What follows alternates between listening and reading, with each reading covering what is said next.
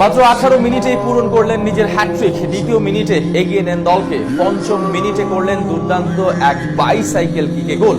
36 বছরের Di Maria যেন এখানে টক বগে এক তরুণ। জাতীয় দলকে বিদায় বলেছেন, আকাশ নীল জার্সিটা তুলে রেখেছেন, কিন্তু এখনো প্রমাণ করে যান তাকে ভীষণ প্রয়োজন আর্জেন্টিনা দলে।